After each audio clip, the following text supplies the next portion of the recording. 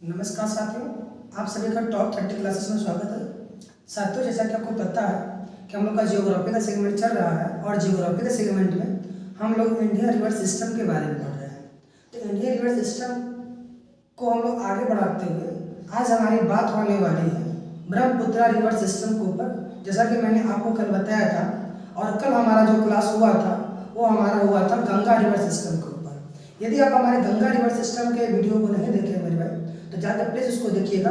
अगर नहीं देखे तो उसका हम डिस्क्रिप्शन इस वीडियो के लिंक में डाल देंगे, उसको देख लीजिएगा ताकि आपको ब्रह्मपुत्रा रिवर सिस्टम का भी जानकारी अच्छे से हो जाए, क्योंकि दोनों ही नदियाँ आपस में कहीं न कहीं एक दूसरे से कुछ न कुछ तालमेल बैठाती हैं।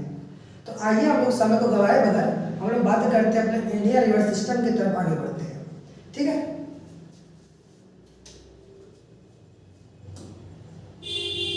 तो मेरे भाई हम लोग इंडियन रिवर सिस्टम को दो भागों में बांट कर पढ़ने वाले थे। ठीक है ना, तो एक भाग हमारा था हिमालय नदी तंत्र और दूसरा हमारा था प्रायद्वीपीय नदी तंत्र। तो हिमालय नदी तंत्र में हम लोग देखे थे कि हिमालय से निकलने वाली नदियाँ कौन कौन सी है। ठीक है भाई, हम लोग देखे थे हिमालय से निकलने वाली नदियाँ कौन सी है, उसको भी डिस्कस कर लिए हैं। और उसके बाद प्रायद्वीपीय भारत से निकलने वाली नदियाँ कौन कौन सी है उसको भी हम लोग पढ़ लिए हैं। तो हम लोग इसके आगे जब बढ़ते हैं तो हम लोग को क्या मिलता है कि जो हिमालय नदी तंत्र है इसको भी तीन भागों में बांट कर हम लोग पढ़ लिए हैं, गंगा नदी तंत्र, ब्रह्मपुत्र नदी तंत्र और सिंधु नदी तंत्र। तो हमारी गंगा नदी तंत्र के बारे में कहानी हो चुकी है पिछले वीडियो में। आज की हमारी जो कहानी बची हुई वो ब्रह्मपुत्र नदी तंत्र पर। तो गंगा नदी तंत्र के बारे में मैंने पूरा डिस्कस कर लिया है कि क्या क्या होता है उस नदी तंत्र में, कौन सी नदियाँ कहाँ से निकलती है, इस पर भी हमारी चर्चा हो गई है। तो आज हमारा पूरा का पूरा जो क्लास होगा वो ब्रह्मपुत्र नदी तंत्र के ऊपर होगा। उसके बाद हमारा जो नेक्स्ट क्लास होगा वो सिंधु नदी तंत्र के ऊपर हम बात करने वाले हैं। तो आइए हम चलते आगे और हम देखते हैं गंगा नदी तंत्र को भी थोड़ा सा आपको रिकैप करा देते हैं। ठीक है ना, तो अभी हम लोग प्रायद्वीपीय नदी तंत्र के बारे में बात करें। जिस तरीके से हम लोग हिमालय नदी तंत्र को तीन भागों में बांट कर पढ़ रहे हैं, इसी तरीके से हम लोग क्या करेंगे, प्रायद्वीपीय नदी तंत्र को भी दो भागों में बांट कर पढ़ेंगे। एक वो नदी, ठीक है ना, जो अपने जल को अरब सागर में गिराती है और वे नदी जो अपने जल को बंगाल की खाड़ी में गिराते हैं। इस तरीके से हम लोग क्या करेंगे कि प्रायद्वीपीय भारत के नदियों को भी हम दो सेगमेंट में बांट कर पढ़ने वाले हैं। ठीक है, यानी कि वे सभी नदियाँ जो अपने जल को अरब सागर में गिराती हैं तथा वे सभी नदियाँ जो अपने जल को बंगाल की खाड़ी में गिराती हैं। तो इसको भी हम दो सेगमेंट में बांट कर पढ़ने वाले हैं मेरे भाई। लेकिन अभी हमारी बातें जो चल रही है वो हिमालय नदी तंत्र में बातें चल रही है और हिमालय नदी तंत्र में भी हम लोग गंगा, ब्रह्मपुत्र और सिंधु की बात कर रहे हैं। तो गंगा की बातें हो गई हैं, तो उसी के आगे हम थोड़ा सा बात करेंगे ब्रह्मपुत्र पर ही। तो गंगा के बारे में हमारी बातें हो चुकी है। तो आपको मैंने पिछले वीडियो में बताया था कि जो गंगा, ब्रह्मपुत्र और सिंधु नदी है इसका ओरिजिन कैसे हुआ, इसकी उत्पत्ति कैसे हुई। तो मेरे भाई मैं आपको फिर से रिकैप यहाँ कर देता हूँ। और मैंने आपको बताया पिछले वीडियो में कि जब हमारा यूरेशियन प्लेट और प्रायद्वीपीय भारत, यूरेशियन प्लेट प्रायद्वीपीय भारत जब दोनों प्लेटें एक दूसरे के करीब आई तो इनके बीच में हमारा तेथिस सागर था। इस सागर के अंदर नदियों के द्वारा लाया गया जो अवसाद था उसके ऊपर दबाव लगा। उस दबाव की वजह से अब इस यूरेशियन प्लेट से एक नदी आती थी, Indo Shivalik river, Indo Shivalik नदी आती थी। तो उस नदी के जो पानी है वो मेरे भाई वो तीन भागों में बढ़ जाता है। जब इस नदी के द्वारा लाए गए सेगमेंट पर इन दोनों प्लेटों की वजह से दबाव पड़ा था तो यहीं से हमारा हिमालय का विकास होता है। यहीं का जो ये अवसाद है, इसी अवसाद के ऊपर दबाव से ही हमारा क्या बना था, हमारा हिमालय बना था। ठीक है मेरे भाई, तो हिमालय हमारा जो बना है महान हिमालय वो कहीं ना कहीं अवसादित चट्टान है, क्योंकि वो अवसादों के ऊपर दबाव से बना था। ठीक है, तो इसी हिमालय के निर्माण की वजह से ये जो इंडो शिवालिक रिवर है अब वो क्या हो गई, तीन भागों में बढ़ जाती है। यानी कि जो आप देख रहे हो गंगा, सिंधु और ब्रह्मपुत्र है, ये कोई और नहीं है, ये हिमालय यूरेशियन प्लेट से निकलने वाली ये जो इंडो शिवालिक रिवर है यही अपने तीन शाखाओं में बटी हुई है। ठीक है मेरे भाई, तो इसको मैंने कल की वीडियो में समझाया था अच्छे से, तो आज मैं इसको रिकैप कर दिया हूँ। तो यही मेरा इंडो शिवालिक रिवर, और जब ये हमारा हिमालय का निर्माण हो जाता है अवसादों की वजह से, यानी कि अवसादों के ऊपर जब हमारा प्रायद्वीपीय भारत और यूरेशियन प्लेट जब एक दूसरे के करीब आए तो अब इन्हें अवसादों के ऊपर, यानी कि इनमें जो अवसाद था हमारे तेथिस सागर में, उस सागर के ऊपर जब दबाव पड़ा तो जाकर हमारा हिमालय का निर्माण हुआ। अब इसी हिमालय के निर्माण की वजह से ये जो इंडस वाली रिवर है ये अपने 3 शाखाओं में बढ़ जाती है। तो एक शाखा हमारा सिंधु कहलाया, दूसरा शाखा गंगा और तीसरा शाखा ब्रह्मपुत्र कहलाया। तो हमारी बातें कल की जो हुई थी वो गंगा पर हुई थी, आज हमारी बातें होने वाली है ब्रह्मपुत्र पर मेरे भाई, ठीक है ना। तो आइए हम आगे बढ़ते हैं, हम गंगा को थोड़ा सा रिकैप कर लेते हैं ताकि आपको बातें समझ में आए, ठीक है ना। तो हम लोग गंगा के बारे में कल पढ़े थे कि गंगा नदी की जो उत्पत्ति हुई है अकेले गंगा थी नहीं, पहले गंगा को हम भागीरथी के नाम से जानते हैं। गंगा जब हुई, ठीक है ना, वो कहाँ से हुई, गंगा देवप्रयाग से जाकर उसका नाम गंगा पड़ा। तो अगर हम गंगा की बात करें मेरे भाई, तो गंगा की बात हम जब भी करेंगे हम लोग देवप्रयाग से करेंगे, अगर भागीरथी की बात करेंगे तो हम गंगोत्री ग्लेशियर से करेंगे, ठीक है ना। यानी अगर आपसे कोई पूछे कि गंगा नदी कहाँ से निकली है तो आप गंगोत्री ग्लेशियर नहीं बताएंगे मेरे भाई, गंगोत्री ग्लेशियर से भागीरथी निकली है। बाद में इस भागीरथी और उसके बाद मंदाकिनी तथा अलकनंदा नदियां आकर जब मिलती हैं तब जाके गंगा नदी बनती है, ठीक है। तो गंगा नदी का उद्गम स्थल अलग है जबकि भागीरथी का उद्गम स्थल अलग है, इसमें आपको कंफ्यूज नहीं होना है। भागीरथी गंगोत्री ग्लेशियर से निकला है ना कि गंगा नदी, ये आप क्लियर क्वेश्चन रख लीजिएगा कि गंगोत्री ग्लेशियर से गंगा नदी निकलती नहीं है, गंगोत्री ग्लेशियर से भागीरथी निकलती है। जब भागीरथी, मंदाकिनी और अलकनंदा तीनों की नदियां आकर यहाँ देवप्रयाग में मिलती हैं और देवप्रयाग में भी एक ग्लेशियर है मेरे भाई जिसका नाम है हमारा, यहाँ पे एक हमारा यहाँ पे ग्लेशियर है, इसी ग्लेशियर से ही हमारा गंगा नदी बनता है, ठीक है ना। इस ग्लेशियर का नाम है गोमुख ग्लेशियर। यहाँ पर एक ग्लेशियर है मेरे भाई, यहाँ पर एक ग्लेशियर है, इस ग्लेशियर का नाम गोमुख ग्लेशियर है। तो गंगा नदी की जो उत्पत्ति होती है मेरे भाई वो गोमुख ग्लेशियर से होती है।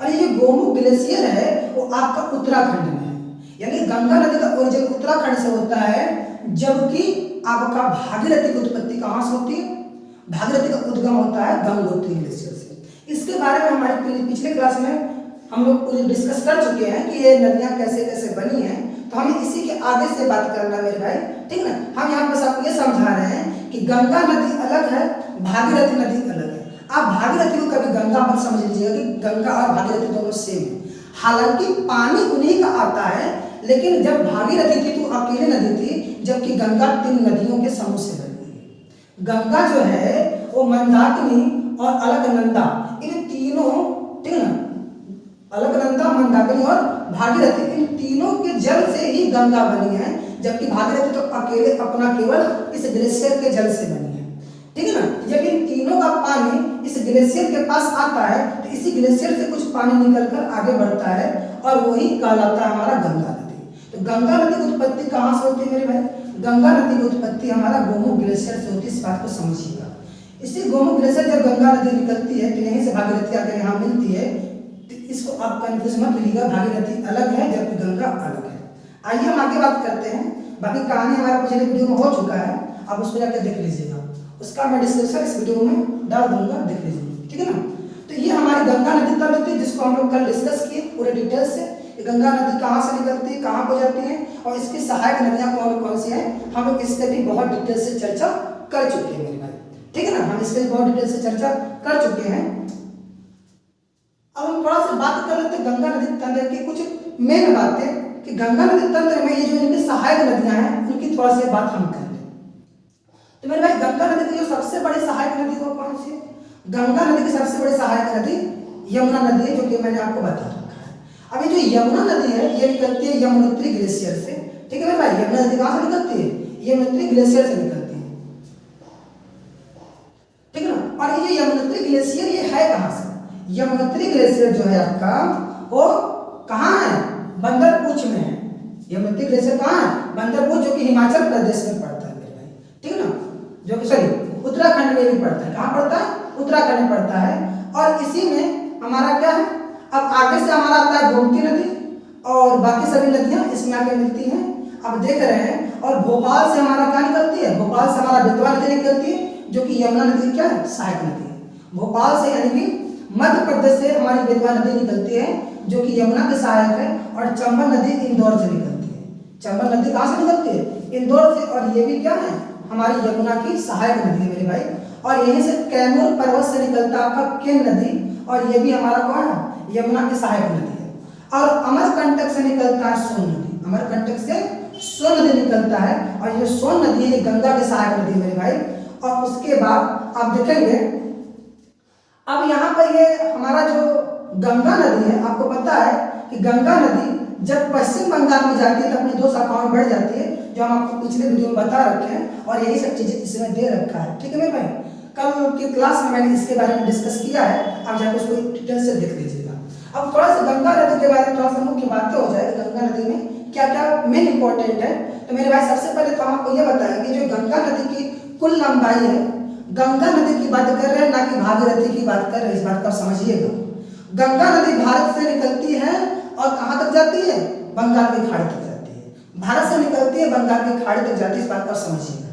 ठीक है मेरे भाई, गंगा नदी की हम बात करें स्पेशल गंगा नदी की, न कि भारत की बात कर रहे हैं, सॉरी न कि हम भागीरथी की बात कर रहे हैं।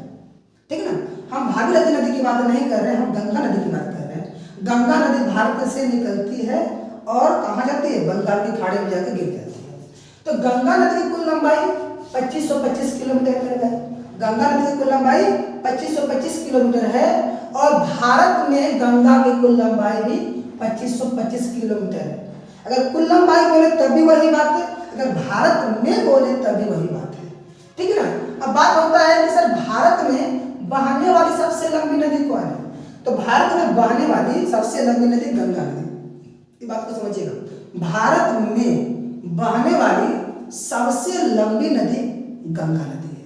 भारत में बहने वाली सबसे लंबी नदी गंगा नदी मेरे भाई। अब बात होता है सर गंगा का प्रवाह क्षेत्र के साथ साथ गंगा का विस्तार सबसे अधिक कहाँ है। गंगा नदी का विस्तार सबसे अधिक भारत के किस राज्य में है मेरे भाई, तो गंगा नदी का जो प्रवाह क्षेत्र सबसे ज्यादा कहाँ, उत्तर प्रदेश में। गंगा नदी का जो विस्तार है यानी गंगा नदी कहाँ ज्यादा बहती है, तो वो उत्तर प्रदेश में बहती है मेरे भाई। ठीक है ना, यानी कि गंगा नदी का सर्वाधिक विस्तार कहाँ है, गंगा नदी का सर्वाधिक विस्तार उत्तर प्रदेश में है। और इसके प्रवाह क्षेत्र की बात करें तो प्रवाह क्षेत्र का मतलब गंगा नदी कहाँ कहाँ से होकर बहती है मेरे भाई, तो ये उत्तराखंड से निकलती है, आगे बढ़ती उत्तर प्रदेश, फिर बिहार और बिहार से होते हुए पश्चिम बंगाल में जाती है और जाकर वो अपना जल कहाँ गिरा देती है, बंगाल की खाड़ी में। ये उसका प्रवाह क्षेत्र भारत के अंदर, भारत के अंदर गंगा का प्रवाह क्षेत्र कहाँ, उत्तराखंड, उत्तर प्रदेश, बिहार और पश्चिम बंगाल। तो मेरे भाई जो मैंने आपको पहले बताया कि जो भागीरथी नदी है इसका उद्गम कहाँ से हुआ है, गंगोत्री ग्लेशियर से हुआ है, जबकि गंगा नदी का उद्गम कहाँ से हुआ है, उत्तराखंड के उत्तर काशी के गोमुख ग्लेशियर से हुआ। किस ग्लेशियर से, गोमुख ग्लेशियर से। इस चीज से आप कंफ्यूज मत होइएगा, भागीरथी का उद्गम गंगोत्री ग्लेशियर से हुआ है जबकि गंगा का उद्गम गोमुख ग्लेशियर से हुआ है। तो आप गंगोत्री से गंगा में समझ लीजिएगा, गंगा का उद्गम गोमुख ग्लेशियर से हुआ है। ठीक है मेरे भाई, अगर ऑप्शन में गोमुख ग्लेशियर और गंगोत्री दोनों दिया है तो आप गोमुख को टिक करेंगे, अगर गंगोत्री और गोमुख दोनों नहीं दिया, अगर कोई एक दिया है तो आपका वही करेक्ट हो जाएगा, आप समझ लीजिएगा। ठीक है ना, अगर गंगोत्री दिया है, गोमुख नहीं देता, गंगोत्री ही टिक करेंगे।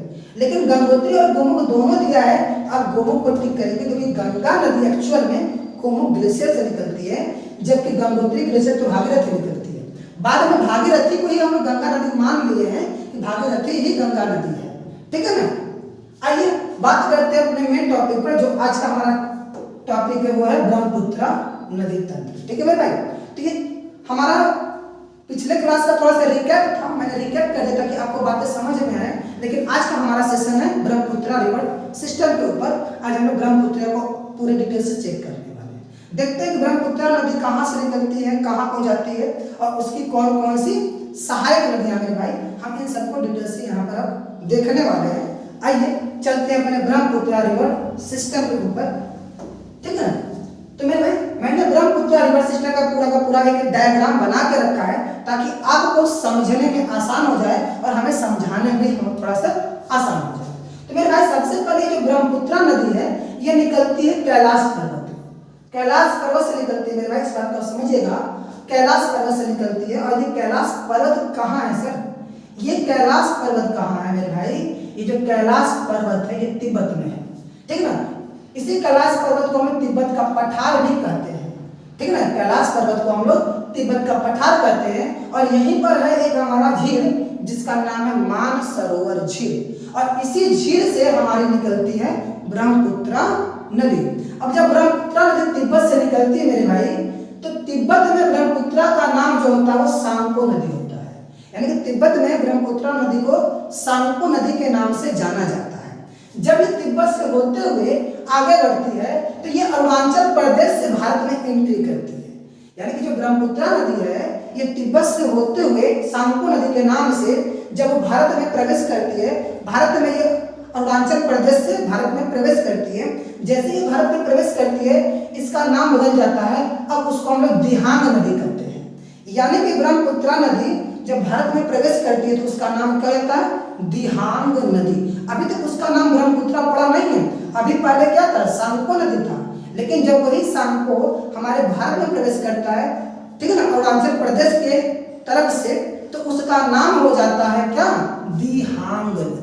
ठीक है मेरे भाई। यानी अरुणाचल प्रदेश में जब हमारा ये सांगपो नदी प्रवेश करता है, यानी जब भारत के इलाके में जब प्रवेश करता है ये हमारा सांगपो नदी तिब्बत से होते हुए, तब जाके इसी सांगपो नदी का नाम हो जाता है दिहांग नदी। ठीक है मेरे भाई। अब जब ये दिहांग नदी आगे बढ़ता है, ठीक है ना, अब ये दिहांग नदी जो प्रवेश करता है भारत में अरुणाचल प्रदेश से, तो यहीं पर एक हमारा क्या है? पर्वत श्रृंखला। इसी पर्वत श्रृंखला के किनारे से वो अंदर एंट्री करता है। अब इसी पर्वत का नाम है नामचा बरवा पर्वत। इसी नामचा बरवा पर्वत के किनारे से क्या है कि हमारा जो सांगपो नदी है या फिर कहा जाए दिहांग नदी है, इसी को आगे चल के ब्रह्मपुत्र भी कहने वाले हैं मेरे भाई। इसी को आगे चल के ब्रह्मपुत्र कहेंगे, लेकिन अभी उसका नाम ब्रह्मपुत्र पड़ा नहीं है। अभी वो सांगपो है। जब वो नामचा बरवा पर्वत के किनारे से, ठीक है ना, अरुणाचल प्रदेश में प्रवेश करती है, तब जाके उसका नाम हो जाता है दिहांग नदी। ठीक ना। अब इसका नाम दिहांग नदी है मेरे भाई, दिहांग नदी। अब आगे यहीं पर है हमारा क्या? यहीं पर हमारा असम का पार्ट है, ये हमारा असम हो जाता है, ये मेरा असम का पार्ट है। यानी कि असम तक इसको हम लोग दिहांग नदी के नाम से ही जानते हैं। ठीक है ना। अब जैसे ही ये दिहांग नदी आगे बढ़ती है तो यहीं से एक हमारा लोहित झील है, ठीक है ना, लोहित पर्वत से, ठीक है ना, लोहित झील के पास लोहित पर्वत के पास एक झील है, लोहित झील। अब उसी से एक नदी निकलती है, ठीक है ना, लोहित नदी, ठीक ना। अब इसी में ये नदी आगे बढ़ती है और जाकर दिहांग नदी से मिलती है। ठीक है मेरे भाई, जाकर दिहांग नदी से मिलती है। तो दिहांग नदी की सहायक नदी हो गई लोहित नदी। ठीक है मेरे भाई, दिहांग नदी की सहायक नदी कौन हो गई? लोहित नदी। ठीक ना। अब इसी लोहित नदी पर एक ब्रिज बनाया गया मेरे भाई, भूपेन हजारिका ब्रिज।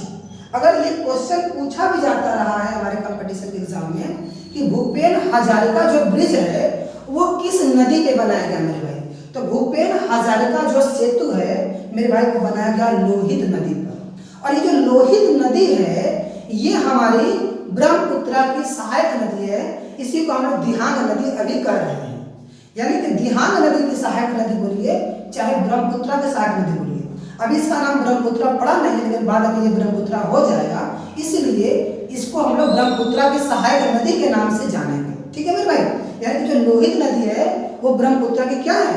सहायक नदी। जब यही हमारा लोहित नदी ब्रह्मपुत्र से मिलता है तो लोहित की एक सहायक नदी है दिबांग नदी। आप समझिएगा, यहाँ से इस पर्वत से निकलता है दिबांग नदी, ठीक है ना, दिबांग नदी। अब ये दिबांग नदी आकर मिलता है लोहित नदी में। अब ये दोनों लोग का पानी मिलता है कहाँ आकर? दिहांग में, यानी कि ब्रह्मपुत्र। इसलिए लोहित नदी ही केवल क्या है? लोहित नदी ब्रह्मपुत्र के सहायक है, जबकि दिबांग नदी ब्रह्मपुत्र के सहायक नहीं है। फिर आगे हम बढ़ते हैं, तो आगे बढ़ते हैं तो अब यहीं पर एक बूढ़ी दिबांग आती है। अभी तो ये दिबांग थी, अब यहाँ से निकलता है एक और नदी जिसका नाम है बूढ़ी दिबांग। अब ये बूढ़ी दिबांग जाकर मिल जाता है, बूढ़ी दिबांग जाके मिलता है कहाँ? पासी घाट के आसपास। बूढ़ी दिबांग कहाँ मिलता है? पासी घाट के आसपास। और ये जो लोहित नदी है, लोहित नदी और दिहांग नदी जहां मिलती है मेरे भाई, यहीं पर एक दुनिया का सबसे बड़ा नदी द्वीप बनता है, जहां पर लोहित नदी और ब्रह्मपुत्र बोलो चाहे दिहांग बोलो, अभी उसको दिहांग बोल रहे हैं मेरे भाई, बाद में उसको ब्रह्मपुत्र बोलेंगे। इस बात को हम बार बार क्लियरिफाई कर रहे हैं कि अभी उसका नाम ब्रह्मपुत्र नहीं हुआ है, उसको बाद में ब्रह्मपुत्र बोलेंगे, लेकिन अभी उसका नाम दिहांग नदी है। ठीक है ना। तो सवाल में चाहे दिहांग बोले चाहे ब्रह्मपुत्रा बोले, दोनों नदियां सेम है, इस बात को आप समझिएगा। ठीक है ना। अगर हम दिहांग नदी बोल रहे हैं तो इसका मतलब अभी उसका नाम ब्रह्मपुत्रा हुआ नहीं है। जब उसका नाम ब्रह्मपुत्रा हो जाएगा तो मैं उसका नाम ब्रह्मपुत्रा ही बोलूंगा, इस बात को आप समझिएगा। ठीक है मेरे भाई। तो अब हम आपसे कह रहे हैं कि जहां दिहांग नदी और लोहित नदी मिलती है, यानी कि जहां ब्रह्मपुत्रा नदी और लोहित नदी मिलती है, वहां पर नदियां आपस में मिलती है, वहां पर दुनिया का सबसे बड़ा नदी द्वीप बनता है, जिसका नाम है माजुली नदी द्वीप। माजुली नदी द्वीप। ठीक है मेरे भाई। ये जो माजुली नदी द्वीप है, ये किस नदी में बना हुआ है मेरे भाई? ये ब्रह्मपुत्रा नदी बना हुआ है, जिसको अभी हम लोग दिहांग नदी बोल रहे हैं। और ये ब्रह्मपुत्रा और लोहित नदियों के मिलने से ये हमारा नदी द्वीप का निर्माण हुआ है। यानी कि ब्रह्मपुत्रा, यानी कि जिसको हम लोग अभी दिहांग कह रहे हैं, ठीक है ना, और लोहित नदियां जब आपस में मिलती हैं जिस जगह पर, उसी जगह पर हमारा क्या है? दुनिया का सबसे बड़ा नदी द्वीप है मेरे भाई। दुनिया का सबसे बड़ा नदी द्वीप है, जिसको हम लोग क्या कहते हैं? जिसको हम लोग माजुली नदी द्वीप कहते हैं। इस बात को आप समझ लीजिए। ठीक है मेरे भाई। अब यहाँ पर तो माजुली नदी द्वीप बन गया, आपको पता चल गया। ठीक है ना। और जबकि लोहित नदी पर ही हमारी क्या है? भूपेन हजारिका ब्रिज बनाई गई है। जब ये नदी आगे बढ़ती है, ठीक है ना, जब दिहांग नदी आगे बढ़ती है तो यहीं पर एक नदी आगे और मिलती है, जिसका नाम है बूढ़ी दिबांग। अब बूढ़ी दिबांग आकर इसको पासीघाट से मिलती है। बूढ़ी दिबांग दिहांग नदी से कहाँ मिलती है? पासीघाट में। अब इसी पासीघाट से थोड़ा सा आगे जब बढ़ेंगे मेरे भाई, तो इसी दिहांग नदी यानी कि ब्रह्मपुत्रा नदी पर ही हमारा एक नेशनल पार्क बनाया गया है, जिसको हम लोग क्या कहते हैं? Kaziranga national park. Kaziranga national park. तो मेरे भाई जो काजीरंगा नेशनल पार्क है, ये भी ब्रह्मपुत्रा नदी पर बना हुआ है। काजीरंगा नेशनल पार्क कहाँ बना है? ब्रह्मपुत्रा नदी बना हुआ है, जिसको अभी हम लोग दिहांग नदी कह रहे हैं। ठीक है मेरे भाई। अभी हम इसको दिहांग नदी कह रहे हैं, लेकिन बाद में यही ब्रह्मपुत्रा ही बनेगा। तो मैं बार बार आपसे कह रहा हूँ, दिहांग नदी और ब्रह्मपुत्रा नदी दोनों सेम नाम है, बस अभी इसका नाम दिहांग, कुछ टाइम के बाद इसी को हम लोग ब्रह्मपुत्रा बोलेंगे। अभी हम देखते हैं उसका ब्रह्मपुत्रा नाम कब पड़ा। अभी उसको हम लोग दिहांग नाम से ही जान रहे हैं। तो आपसे सवाल पूछा जाता है कि जो काजीरंगा नेशनल पार्क है वो किस नदी पर है मेरे भाई? तो वहां पर दिहांग नहीं देता है, वहां पर ब्रह्मपुत्रा देता है। अगर ब्रह्मपुत्रा दिया तो वही सही है, अगर दिहांग दिया है तो ही सही है। ठीक है ना। अगर दिहांग और ब्रह्मपुत्रा दोनों दिया मेरे भाई, तो आप दिहांग को करेक्ट करिएगा, ब्रह्मपुत्रा को नहीं, क्योंकि अभी उसका नाम दिहांग है, ब्रह्मपुत्रा अभी नहीं हुआ। अगर इसमें से कोई एक है तो वही सही है, चाहे वो दिहांग हो चाहे ब्रह्मपुत्रा हो। बात तो समझ में आ गई होगी कि काजीरंगा नेशनल पार्क कहाँ है? सब दिहांग नदी पर है, इसी को हम लोग ब्रह्मपुत्रा नदी बोलते हैं। ठीक है ना, क्लियर। अब जब हम इससे आगे बढ़ते हैं, ठीक है, काजीरंगा नेशनल पार्क से आगे आगे बढ़ते हैं, तो इसके दाएं ओर से एक नदी आती है सुबनसिरी। दाएं ओर से एक नदी आती है सुबनसिरी, जो कि तिब्बत से निकलती है। ठीक है ना, जो कि तिब्बत से निकलती है सुबनसिरी, आगे से मिलती है। फिर आगे बढ़ते हैं, इसके बाएं तरफ से एक धनसिरी निकलती है, जो कि लोसांग पर्वत से निकलती है। लोसांग पर्वत से एक नदी निकलती है धनसिरी, इससे जाकर मिल जाती है आगे। फिर थोड़ा सा जब हम आगे बढ़ते हैं तो मेघालय के पठार से एक नदी निकलती है कपली। मेघालय से पठार से एक नदी कपली निकलती है, ये भी जाकर कहाँ मिलती है? ये भी जाकर मिल जाती है कहाँ? आपके ब्रह्मपुत्रा में। तो मेरे भाई आप देख रहे हैं, इसका ब्रह्मपुत्रा नाम कब पड़ता है? जब सुबनसिरी आकर दिहांग नदी से मिलती है। जब सुबनसिरी नदी दिहांग नदी से मिलती है तो इसके आगे इसका नाम पड़ जाता है ब्रह्मपुत्रा। जबकि जब तक सुबनसिरी नहीं मिली है तब तक उसको हम लोग दिहांग बोल रहे हैं। जब सुबनसिरी अपना जल इस दिहांग नदी में गिरा देता है, अब उसके बाद उसका प्रवाह आगे बढ़ता है, तो आगे जो उसका प्रवाह हो रहा है यह ब्रह्मपुत्रा के नाम से हो रहा है भाई।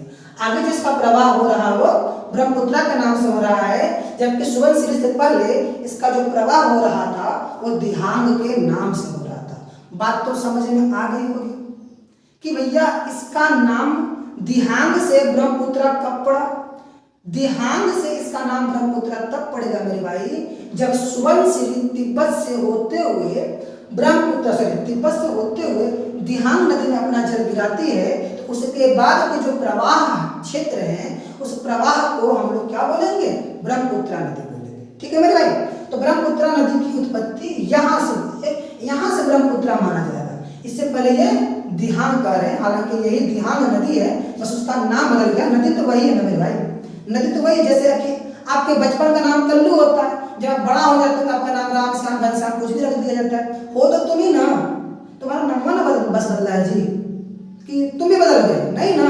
ठीक ऐसे नदी तो है वही, बस उसका नाम बदल गया अवस्था बदलने के साथ साथ। जैसे कि आपकी अवस्था जब बचपन की होती है उस समय आपका नाम कुछ और होता है, ठीक है ना, कल्लू मल्लू जो भी नाम हो। जब आप बड़े हो तो आप एक प्रॉपर नाम होता है, उसी नाम से आपके स्कूल में एडमिशन होता है। फिर जब थोड़ा सा और बड़े होते तो आप किसी के बाबू सोना भी बन जाते हो, तो हो तो तुम ही ना, लेकिन तुम्हारी अवस्था बदल रही है तो तुम्हारा नामकरण भी लोग बदलते चले जा रहे हैं। तो ठीक वही कहानी हमारी इस नदी के साथ हो रही है। जब ये भारत में आई थी तो इसका नाम दिहांग था। जब सुबनसिरी से मिली, तो इसका नाम ब्रह्मपुत्र हो गया। जैसे कि जब आप कॉलेज में जाते हो, स्कूल में जाते हो, तो आप अपने नाम से ही जाते हो। जब किसी से मिल लेते हो, किसी सुबनसिरी नाम की लड़की से मिल लेते हो, तो आपका नाम भी बाबू सोना हो जाता है ना। तो ऐसे ही मेरे भाई यहाँ पर भी वही कहानी है, बात समझ में आया ना। तो ये भी जब भैया दिहांग नदी जो है वो सुबनसिरी नाम की किसी खूबसूरत औरत से मिल लेता है, तो जाकर क्या हो जाता है, ब्रह्मपुत्र हो जाता है। आई बात समझ में। तो जब सुबनसिरी आकर दिहांग नदी से मिलेगी मेरे भाई, तब जाकर उसका नाम ब्रह्मपुत्र हो जाएगा। अब जब ये ब्रह्मपुत्र नदी जब आगे बढ़ती है, इसके बाएं तट से, ठीक है, इसके बाएं तट से धनसिरी निकलती है, ठीक है ना, इसके बाएं तट से धनसिरी जाके मिलती है जो कि लोसांग पर्वत से निकलती है। और इसी के बाएं तट से एक और नदी कपली निकलती है, ठीक है ना, कपली नदी जाकर मिलती है।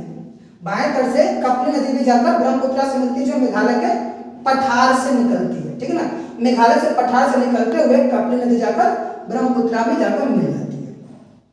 फिर जब ब्रह्मपुत्र आगे बढ़ती है तो आगे तिब्बत से एक और नदी निकल कर आती है जिसका नाम है मानस नदी। और ये मानस नदी आकर फिर ब्रह्मपुत्र से मिलती है। और इसी मानस नदी पर एक नेशनल पार्क है मेरे भाई, जिसका नाम है मानस नेशनल पार्क। तो मानस नेशनल पार्क मेरे भाई मानस नदी पर बनाया गया है। अब ये जब ब्रह्मपुत्र नदी आगे बढ़ती है तो भूटान से एक नदी आती है संकोशी नदी मेरे भाई, भूटान से एक नदी आती है संकोशी नदी, वो भी आकर कहाँ मिलती है, ब्रह्मपुत्र मिलती है। अब ब्रह्मपुत्र जब आगे बढ़ती है तो जेमू ग्लेशियर से एक नदी आती है तीस्ता नदी, और ये तीस्ता नदी भी अपना जल ब्रह्मपुत्र में गिराती है। और इधर बाएं तट से एक बराक नदी भी अपने जल को कहाँ गिराती है, बराक नदी भी अपने जल को गिराती है ब्रह्मपुत्र में। तो इस तरीके से आप देख रहे हैं कि जितनी नदियां हैं ये सभी की सभी क्या है, ब्रह्मपुत्र की सहायक नदियां हैं। कुछ उसके दाएं तट की है तो कुछ उसके बाएं तट की, यानी जो ऊपर से आ रही है उसके दाएं तट की नदियां मेरे भाई, जो नीचे जा रही है उसके बाएं तट की नदी। इस बात को समझिएगा, ठीक है ना।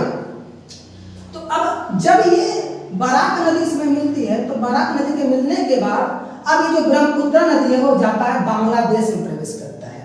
तो ब्रह्मपुत्र नदी जब बांग्लादेश में प्रवेश करता है मेरे भाई, तो बांग्लादेश में इसका नाम जमुना हो जाता है, ठीक है ना। बांग्लादेश में इसका नाम क्या जाता है, जमुना नदी। यानी कि ब्रह्मपुत्र नदी तो भारत में है, भारत में इसका नाम क्या था, ब्रह्मपुत्र था, लेकिन जब वो बांग्लादेश में प्रवेश करता है तो उसका नाम जमुना हो जाता है, यमुना नहीं, जमुना। बात को समझो, जमुना नदी अलग है, यमुना नदी अलग है। यमुना नदी गंगा की सबसे बड़ी सहायक नदी है और गंगा की भगनी भी उसको कहते हैं, ठीक है मेरे भाई। जबकि जमुना नदी क्या है, ब्रह्मपुत्र नदी का ही नाम है, ठीक है ना, बांग्लादेश में जाने के बाद। तो भारत में ब्रह्मपुत्र नदी को दो नामों से जानते हैं, दिहांग और ब्रह्मपुत्र। जबकि वही ब्रह्मपुत्र नदी जब बांग्लादेश में जाती है तो उसको जमुना के नाम से जानते हैं। अब जमुना के नाम से इसको जानते हैं। अब इसी जमुना नदी में उधर से आती है कौन, गंगा नदी, जो कि कहाँ, बांग्लादेश में उसी गंगा नदी को पद्मा के नाम से जानते थे। मैंने आपको कल के वीडियो में बताया था कि जब गंगा नदी बांग्लादेश में प्रवेश करती है तो उसका नाम पद्मा हो जाता है। आई बात समझ में, उसका नाम पद्मा हो जाता है। तो ये बांग्लादेश में जब आती है तो ये पद्मा नदी मतलब गंगा नदी किससे मिलती है, ब्रह्मपुत्र नदी से, ब्रह्मपुत्र नदी से मिलती है, ठीक है मेरे भाई। जैसे ही पद्मा नदी और जमुना नदी यानी कि ब्रह्मपुत्र नदी, जमुना नदी मतलब ब्रह्मपुत्र नदी और पद्मा नदी मतलब गंगा नदी, यानी कि ब्रह्मपुत्र और गंगा जब बांग्लादेश में मिलती है तो उसका नाम फिर से बदल हो जाता है मेघना नदी। उसका नाम क्या जाता है, मेघना नदी। और यही मेघना नदी आगे बढ़ती है, ठीक है ना, यही मेघना नदी आगे बढ़ती है, ठीक है। और एक अलग से मेघना नदी है, ठीक है, अलग से मेघना नदी जब इससे मिलती है तब जाके इसका नाम पूरा का पूरा मेघना नदी हो जाता है। इस बात को आप समझिएगा। यानी कि जब गंगा ब्रह्मपुत्रा, यानी कि गंगा ब्रह्मपुत्रा, इसी को हम लोग पद्मा बोल रहे हैं और ब्रह्मपुत्रा को हम लोग जमुना बोल रहे हैं। जब ये दोनों मिलती हैं तो इसका नाम मेघना नदी हो जाता है। इस बात को समझिएगा, ठीक है ना। इस तरीके से पूरा का पूरा आप देख रहे हैं कि ब्रह्मपुत्रा नदी कैसे कैसे होकर कहाँ को जा रही है। अब हम थोड़ा सा एक बात और डिस्कस कर लेते हैं कि ब्रह्मपुत्रा के दाएं तट की सहायक नदी कौन है और ब्रह्मपुत्रा के बाएं तट की सहायक नदी कौन है। तो मेरे भाई सबसे पहले आपको ये डिस्कस करना पड़ेगा कि सर बायां तट किसे कहेंगे और दायां तट किसे कहेंगे। तो मेरे भाई जिस रास्ते से आप चलते हो, जिस रास्ते से आप चलते हो तो आपका दायां और आपका बायां काउंट होता है। तो ऐसे जब कोई नदी जिस दिशा में चलती है उस दिशा के अकॉर्डिंग जब हम उसका मेजरमेंट करेंगे तो वो उसका दायां और उसका बायां बताएगा। तो आप देख रहे हैं कि जो मेरी ब्रह्मपुत्रा नदी वो इस तरीके से चल रही है। तो अब जब ये इस डायरेक्शन में चल रही है तो इसका इस साइड क्या होगा, इसका बायां होगा कि दायां होगा। इस साइड उसका क्या होगा, बायां तट होगा, जबकि इस साइड उसका क्या होगा, दायां तट होगा। जब इधर से आएगा तो ये दाएं तट की, जब इधर की आएगा तो ये क्या हो जाएगा, बाएं तट की। यही होगा मेरे भाई। आप लेफ्ट राइट समझते हो कि नहीं, लेफ्ट और राइट। लेफ्ट का मतलब क्या होता है, बायां, राइट का मतलब दायां। तो अब बताओ ब्रह्मपुत्र नदी का डायरेक्शन ये है, यही डायरेक्शन उसका है। जब ये डायरेक्शन है तो इसका बायां कौन होगा। अब मान लो आप ऐसे जा रहे हैं, कोई व्यक्ति ऐसे जा रहा है तो इसका बायां इधर से होगा ना, इसका बायां इधर से होगा, ये बायां होगा, जबकि ये क्या होगा, दायां होगा कि नहीं होगा। ठीक है, समझ में। अब ये जब ऐसे आगे बढ़ते हुए जब ये ऐसे इस डायरेक्शन में आएगी, इस डायरेक्शन में आएगी, जब इस डायरेक्शन में आएगी तो अब इस डायरेक्शन में जा रही है ऐसे, जब इस तरीके से जा रही है तो अब इधर से क्या होगा, इसका इधर से इसका क्या हो गया, दायां हो गया, और इधर से इसका बायां हो गया। अब समझिएगा ये जितनी नदियां ऊपर से आ रही है वो सभी सभी उसके दाएं तट की हैं और नीचे जितने जा रहे हैं सभी सभी उसके बाएं तट की। तो जैसे जैसे इसकी दिशा बदलेगी मेरे भाई ना, उसी के अनुसार हम उसके दाएं तट और बाएं तट की दाएं तट और बाएं तट को डिसाइड करते हैं। बात को समझो। जब वो इस तरीके से जा रही है तो ये उसका क्या हो जाएगा, ये उसका सीधा हो जाएगा ना, मतलब राइट हो जाएगा, और इसका लेफ्ट हो जाएगा। तो राइट साइड की, ठीक है, राइट साइड से आने वाली नदियां और लेफ्ट साइड से आने वाली नदियां, इस तरीके से आप समझो। राइट साइड से आने वाली नदियां और लेफ्ट साइड से आने वाली नदियां। तो राइट साइड से कौन कौन नदी आ रही है, आप देखो तीस्ता नदी आ रही है, संकोसी, मानस, सुबनसिरी, यही तो है। 1 2 3 4 नदियां हैं। ये 4 नदियां हैं ना, भारत के अंदर की हम बात कर रहे हैं, ठीक ना। केवल 4 नहीं और भी है, जो मुख्य नदियां हैं उनकी बात कर रहा हूं। तो आप देख रहे हैं जो 4 नदियां आपको दिखाई दे रही है वो कहां से आ रही है, उसके राइट साइड से आ रही है। तो वो ऐसे जा रही है, जब ऐसे जा रही है उसका राइट हो गया और ये इसका लेफ्ट हो गया। इस बात को समझिए आप। तो इसके राइट साइड से आने वाली नदियां तीस्ता है, संकोसी है, मानस है और सुबनसिरी है। जबकि इसके लेफ्ट साइड से जाने वाली कौन कौन सी नदियां हैं, लेफ्ट साइड से जाने वाली नदियां कौन कौन से, बराक है, कपिली है, धनसिरी है, बूढ़ी दिबांग है, और उसके साथ साथ आपका लोहित नदी ये है, लोहित नदी है। ये सब इसके कहाँ है, बाएं तट की नदियां हैं। तो मेरे भाई आपको समझ में आ गया कि बाएं तट की नदियां कौन है, इसमें दाएं तट की नदियां कौन है, ठीक है ना। तो अगर आपसे कभी पूछे कि ब्रह्मपुत्र के बाएं तट की नदियां की बात करें तो बाएं तट की नदियां में कौन कौन आता है मेरे भाई, लोहित नदी आएगा, लोहित नदी, बूढ़ी दिबांग, धनसिरी, कपिली, बराक, ठीक है ना, ये नदियां हैं। जबकि आपको दाएं तट से पूछेगा तो तीस्ता, संकोसी, मानस और सुबनसिरी के बारे में आप बात करेंगे। तो इस तरीके से आप देख पा रहे हैं मेरे भाई, ये पूरा का पूरा आपका ब्रह्मपुत्र रिवर सिस्टम तैयार हो गया। आपको सबसे बड़ी बात ये याद रखना है कि जब ब्रह्मपुत्र बांग्लादेश में प्रवेश करती है तो उसका नाम जमुना हो जाता है। जब इस जमुना नदी से गंगा नदी आकर मिलती है तब जाकर उसका नाम मेघना हो जाता है, ठीक है मेरे भाई। जब जमुना नदी से गंगा नदी मिलती है तो उसका नाम मेघना हो जाता है। तो अब इसका नाम फिर से बदल गया। तो आप देख रहे हैं कि किस तरीके से अपने नाम में परिवर्तन कर रही है ब्रह्मपुत्र नदी। तो इसलिए हम ब्रह्मपुत्र नदी को इस प्रकार से समझें ताकि हमें समझ में अच्छे से आ जाए। तो मैंने आपको बताया कि जब तक ये भारत में प्रवेश नहीं की थी तब तक इसका नाम क्या था, सांको था। अब तिब्बत में इसको सांको नाम से जानते हैं। जैसे ही वो भारत में अरुणाचल प्रदेश से प्रवेश करती है, ठीक है ना, अरुणाचल प्रदेश से जैसे वो भारत में प्रवेश करती है नामचा बरुआ पर्वत के किनारे से, तब उसका नाम हो जाता है दिहांग नदी। अब यही दिहांग नदी में जब सुबनसिरी आकर मिलती है, दिहांग नदी से जब सुबनसिरी आकर मिलती है, तब जाकर इसका नाम ब्रह्मपुत्र हो जाता है। और आगे ब्रह्मपुत्र के नाम से ही बहते गए, और जैसे ही वो बांग्लादेश में प्रवेश करती है मेरी भाई, फिर से ब्रह्मपुत्र का नाम बदल जाता है और नाम बदल कर हो जाता है जमुना। और उसी जमुना में जब आगे वो बढ़ती है जमुना, तो उधर से आती है गंगा नदी, जिसको हम लोग पद्मा के नाम से जानते हैं, बांग्लादेश के अंदर जब उससे मिलती है तो इसका नाम हो जाता है क्या, मेघना नदी। तो देख रहे हैं, मेघना नदी, जमुना नदी, ब्रह्मपुत्र और दिहांग नदी, सांको नदी, ये सभी के सभी एक ही नदियां हैं, बस अलग अलग जगह पर इसका नाम अलग अलग है। इस बात को आप समझ लीजिए, ठीक है मेरे भाई। इस तरीके से हमारा ब्रह्मपुत्र का सेशन समाप्त होता है। और हम अगला जो हमारा लेक्चर होगा इंडियन रिवर सिस्टम के ऊपर, वो हमारा जो अगला होगा वो सिंधु नदी तंत्र के ऊपर होगा, यानी कि सिंधु रिवर सिस्टम होगा मेरे भाई, ठीक है ना। तो हमारा जो नेक्स्ट वीडियो आपको मिलेगा वो सिंधु रिवर सिस्टम के ऊपर मिलने वाला है। तो अब थोड़ा सा बात कर लेते हैं ब्रह्मपुत्र नदी के बारे में, कुछ इंपॉर्टेंस बातें। अभी तो हम उसके तंत्र को देख लिए हैं, अब उसकी जो मुख्य बात है उसको भी हमें जानना पड़ेगा मेरे भाई। तो बात होता है कि सर ये जो ब्रह्मपुत्र नदी है उसका उद्गम कहाँ से होता है, तो मेरे उसका जो उद्गम होता है ये चेमा युंग ग्लेशियर से होता है, चेमा युंग ग्लेशियर से होता है, और ये तिब्बत में है, चेमा युंगडुग, ठीक ना, चेमा युंगडुग ग्लेशियर, ये इसका नाम है, चेमा युंगडुग ग्लेशियर, जो कि तिब्बत में है। और इसका जो मुहाना है, मुहाना का मतलब ये है कि वो कहाँ भारत से बाहर होती है, यानी किस स्थान पर वो बाहर होती है भारत से। तो बांग्लादेश में आपने देखा, बांग्लादेश में इसका मुहाना जहां से घूम जाती है किसी और देश के अंदर, तो इसका मुहाना क्या होगा, बांग्लादेश होगा। जब भी आपसे पूछे कि ब्रह्मपुत्र का मुहाना बताइए, तो है बांग्लादेश। और इसी बांग्लादेश में हम देखते हैं कि पद्मा नदी से आकर मिलती है, ठीक है ना। बांग्लादेश में ही गंगा नदी पद्मा नदी के नाम से जानते हैं, और इसी मुहाने पर जो है हमारा ब्रह्मपुत्र गंगा नदी से मिलता है, ठीक है ना। और उसके बाद चला जाता है कहाँ, बंगाल की खाड़ी में, ठीक है ना। बांग्लादेश से होते हुए कहाँ चला जाता है, बंगाल की खाड़ी में। तो अंततः इसका मुहाना क्या हो गया, अंततः इसका मुहाना बंगाल की खाड़ी, यानी कि लास्ट में ये जो नदियां अपने जल कहाँ गिराती हैं, तो नदियां अपने जल जहाँ गिराएंगे मेरे भाई, उसी को हम लोग क्या कहेंगे, मुहाना बोलेंगे। तो इसका मुहाना क्या होगा, बंगाल की खाड़ी, ठीक है ना। इसका मुहाना क्या होगा, बांग्लादेश से होते हुए बंगाल की खाड़ी, ठीक है ना। अब इसके प्रवाह क्षेत्र की बात करें तो ये जो नदी है वो कहाँ कहाँ बहती है मेरे भाई।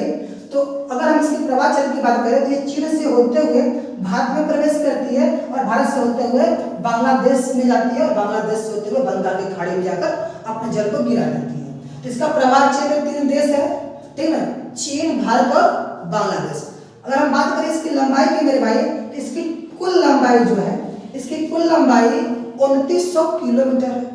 हमारे ब्रह्मपुत्र नदी की कुल लंबाई कितनी है, 2900 किलोमीटर की है, ठीक है मेरे भाई, 2900 किलोमीटर की है।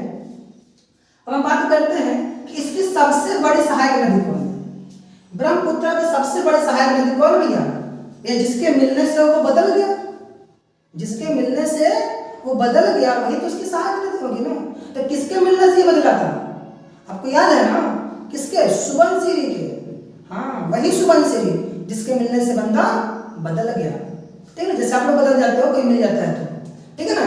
तो वैसे ही इसकी सहायक नदी बताया जाए तो सबसे बड़ी इसकी सहायक नदी कौन है, सुबनसिरी में है, सबसे बड़ी सहायक नदी सुबनसिरी है ब्रह्मपुत्र की, ठीक है।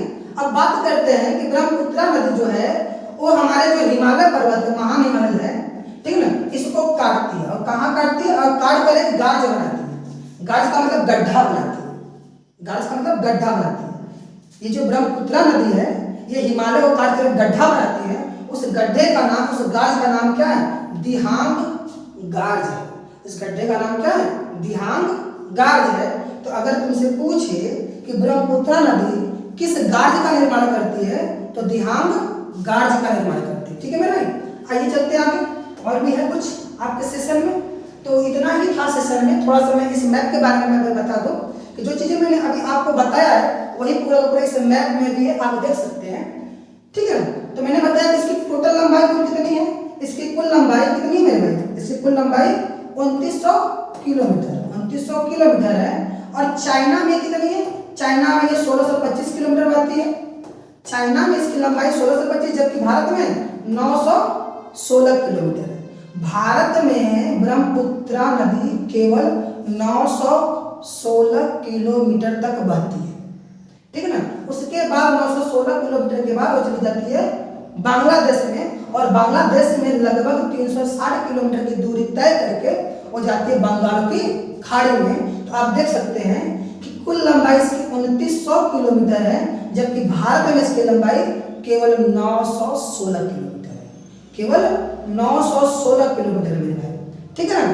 अब बात ये होती है, अगर आपसे पूछे कि भारत की सबसे बड़ी नदी क्या है, या फिर सबसे बड़ी नदी कौन है, भारत की सबसे बड़ी नदी की बात करें मेरे भाई, तो भारत की सबसे बड़ी नदी जो है वो ब्रह्मपुत्र है।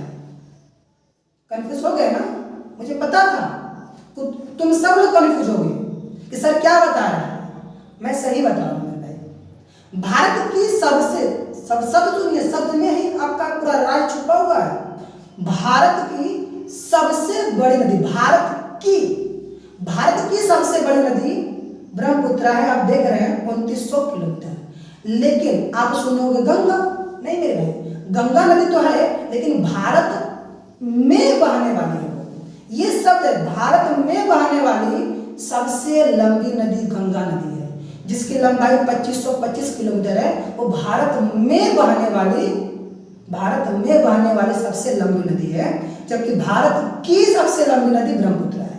ये दो सेंटेंस को आप समझ लीजिएगा, यही गेम है, यहीं से लोग फेल होते हैं। एक छोटी सी बातें बस चेंज करना है, आंसर चेंज। जब आपसे पूछे भारत की सबसे लंबी नदी तो ब्रह्मपुत्र, और भारत में बहने वाली सबसे बड़ी नदी कौन होगी, गंगा। भारत में बहने वाली सबसे लंबी नदी गंगा, जबकि भारत की सबसे लंबी नदी ब्रह्मपुत्र होगा मेरे भाई, इस बात को आप ध्यान दीजिएगा, ठीक है। आई होप आपको मेरी बातें समझ में आई होगी, ठीक है। तो अब थोड़ा सा बात कर ले आगे कुछ, या बस इतना ही आज के सेशन में देख लेते हैं। तो मेरे भाई बस आज के सेशन में इतना ही आपके लिए है, ठीक ना। इस तरीके से हमारा ब्रह्मपुत्र का पूरा जो सेशन है वो समाप्त हो जाता है। आई होप आपको ये मेरा सेशन आपको पसंद आया होगा। अगर मेरे भाई आपको मेरा ये सेशन समझ में आ रहा है, पसंद आ रहा है, तो मेरे भाई आप इसको लाइक कीजिए, शेयर कीजिए। अगर आप मेरे चैनल पर नए हैं, अगर आप मेरे वीडियो को पहली बार देख रहे हैं तो इसको सब्सक्राइब कीजिए, और आपको इसी तरीके से पूरा वीडियो मिलता रहेगा, पूरे के पूरे आपके क्लासेस चलते रहेंगे, ठीक है मेरे भाई। तो आप इसको लाइक सब्सक्राइब कीजिए और साथ साथ इसको शेयर भी कीजिए। थैंक यू, धन्यवाद।